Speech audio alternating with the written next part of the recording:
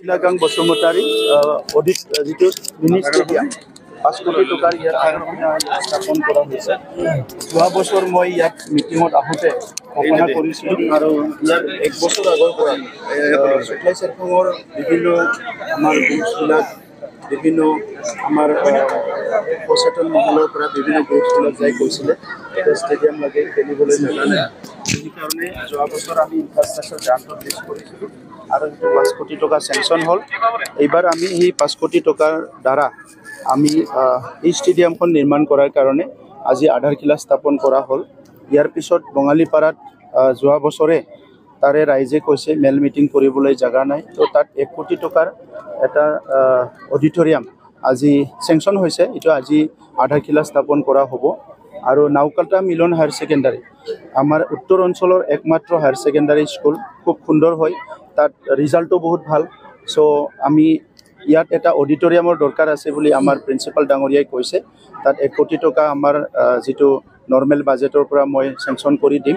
আৰু ইয়াত মানে 7 crore যিটো অসম চৰকাৰে দি আছে মডেল স্কুল বনোৱাৰ কাৰণে, সেইটো অহা নাই। নেক্সট ফাইনেন্সিয়েল ইয়াৰৰ সেইটো আহিব।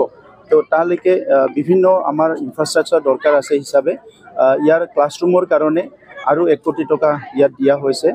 আৰু দুৰ্গা মন্দিৰ য'ত বহুতে মেল মিটিং কৰে আহি, আৰু নাওকাটাৰ সৌন্দৰ্যটো এই আমাৰ অডিটৰিয়াম বা দুৰ্গা মন্দিৰৰ যিটো ৰভাঘৰ সেইটো ধুনীয়াকৈ বনাব পাৰিলে খুব ভাল হ'ব।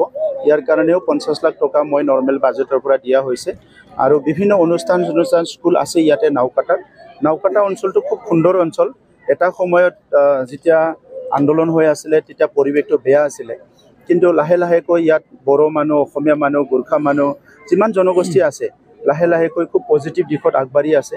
তো সেইকাৰণে নাওকাটাখন ডেভেলপ কৰাটো আমাৰ সকলোৰে দায়িত্ব। তো সেইকাৰণে বিভিন্ন আজি অনুষ্ঠান প্ৰতিষ্ঠানবিলাকত মই ভিজিট কৰিম আৰু তেখেতসকলৰ কাৰণে বিভিন্ন আঁচনি লোৱা হৈছে।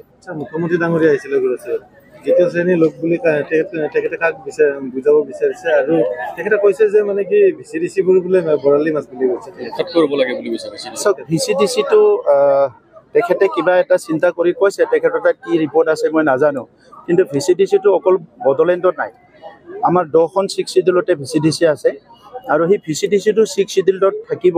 VCDCত আপুনি ইলেকশ্যন পাতিব লাগিব, আৰু ইয়াৰ কাৰণে সংবিধান সংশোধনী কৰি যিটো 125th এমেণ্ডমেণ্ট হ'ব লাগে সেইটো আমি ৰখি আছোঁ। যেতিয়া 125th এমেণ্ডমেণ্ট হৈ যাব VCDCত ইলেকশ্যন হ'ব, আৰু ইলেকশ্যন হোৱালৈকে পঞ্চায়তৰ নিচিনাকৈ সেইটো কাম কৰিব। আৰু লগে লগে আমি এতিয়া VCDCত ছেক্ৰেটাৰী দিলোঁ। আগতে ঘৰত বহি VCDC চেয়াৰমেন মেম্বাৰে কাম কৰিছিলে। VCDC অফিচবিলাক নিৰ্মাণ কৰা হৈ গ'ল 100%।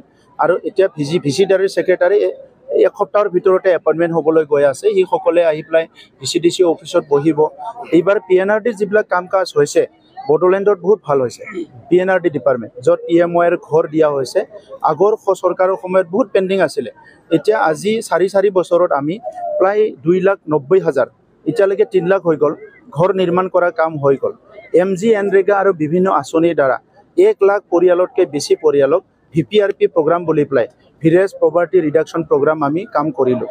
চ' তেনেকুৱা কৰি পেলাই আজি যিটো আমাৰ SRLM NRLM আছে তেখেতসকলৰ দ্বাৰাও বহুত কাম কৰা হ'ল।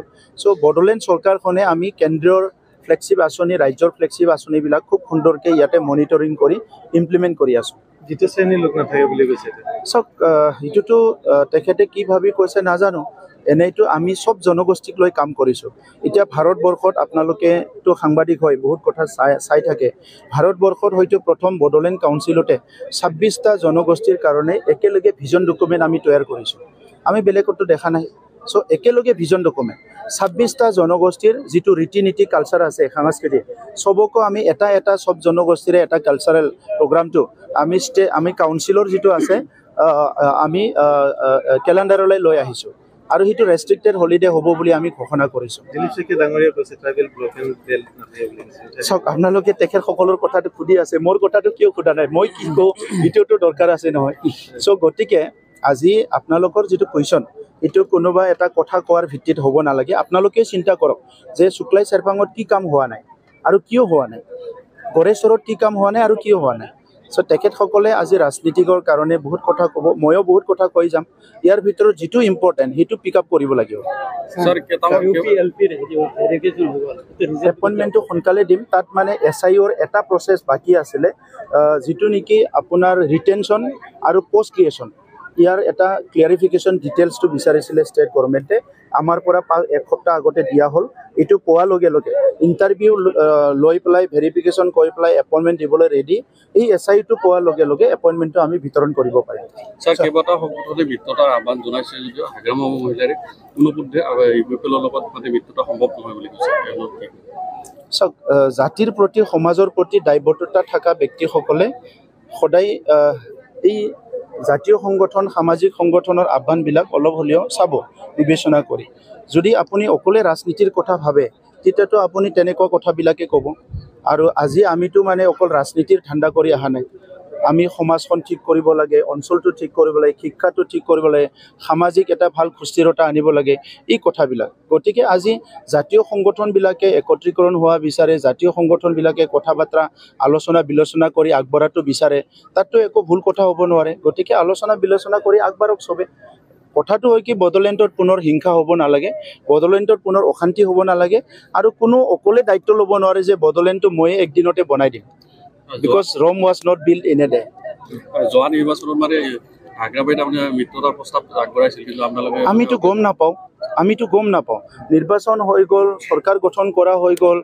এতিয়া মই কোনদিনা মিত্ৰতাৰ আগবঢ়াইছিল, কোনদিনা আমাৰ তাত একো তথ্যই নাই।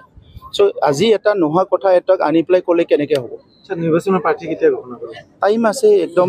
ইলেকশ্যন ঘোষণা কৰাৰ পিছতহে প্ৰাৰ্থী হ'ব।